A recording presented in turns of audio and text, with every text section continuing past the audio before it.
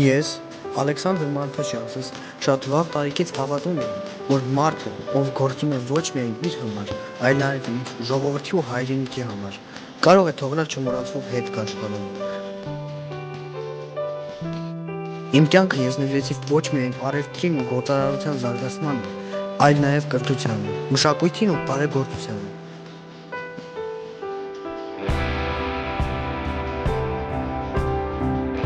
Կարծում եմ, իսկական անմահություն ձեռք է բերվում ոչ այնքան սոցիալական կարգավիճակով, ոչ անունով կամ տիտղոսով։ Ես միշտ ձգտել եմ, որ իմ աշխատանքը ոչ միայն այսօր, այլ նաև վաղվա սերունդների համար ծառայի օրինակ եւ ոգեշնչում։ Ասում եմ, ես նավթեր եմ, բայց իմ իսկական թագը ավատն էր, իսկ իմ գահը աշխատանքը։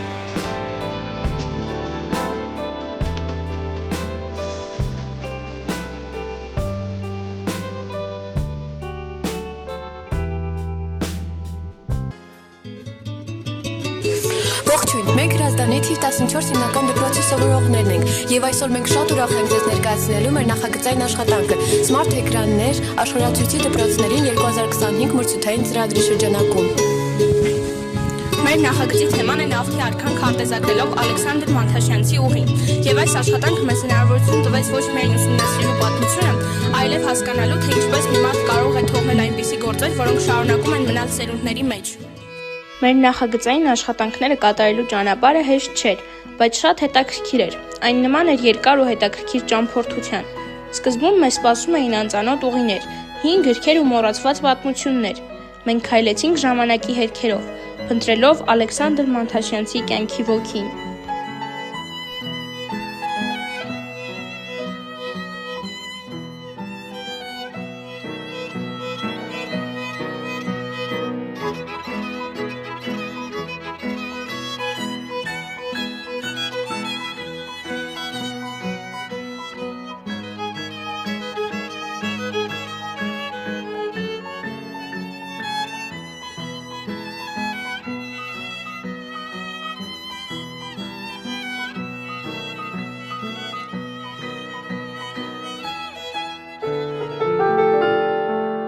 Աշխարհը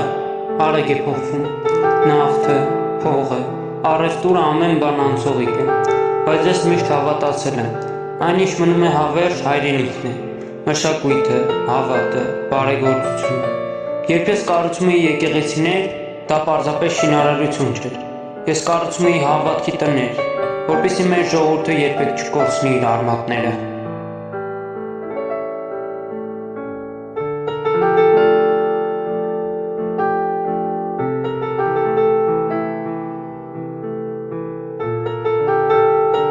Ես գիտեի,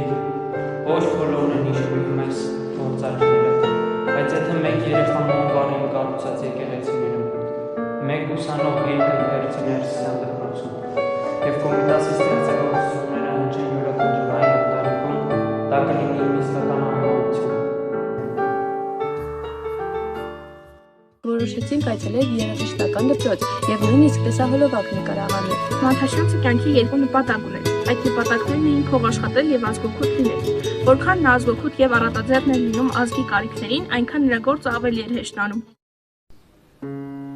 Պատմում են, որ Մանթաշյանցն անձամբ էր նավթի հանք փնտրում։ Երկրաբանների ու նավթագործ մասնագետների շքախմբը ուսումնասիրում էր հողակտորը։ Բազմաթիվ հարցեր էր տալիս։ Ուշադիր սնվում էր հողի գույնը,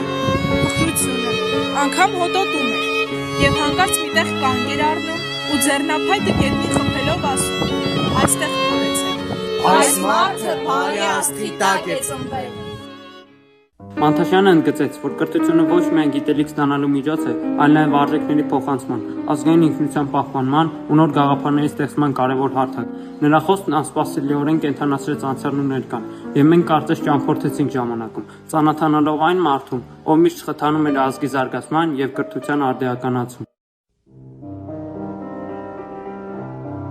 Սիրելի հայրենակիցներ, շատերն են ինձ հարցրել, ինչ է պետք, որ մեր ազգը առաջ գնա, որ մեր մշակույթներն ու հավատները պահպանվեն, որ մեր երեխաները հպարտանան իրենց պատմությամբ։ Եվ ես միշտ նույնն եմ ասում. բարեգործություն կատարելու համար խղճի առկայություն է, որից բխում են մուսացացիաները, ազգապահպանությունը, հայրենասիրությունը, Պատասխանատվությունը մերձավորին սիրելու ավետարանական դիրքի կենսագործում է։ Հիշեցեք, ազնու ուժ ունի միայն այն ժամանակ, երբ իր զավակները աշխատասեր են, մաքուր նպատակներով եւ ազնիվ հոգով։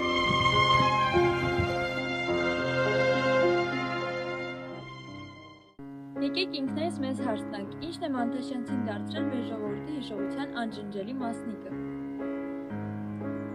Գործնյանმა լավ իմացեք, որ խոսում է դարեդար, երնեք նրան, որ իր գործով կապի անվերջ, անդադար։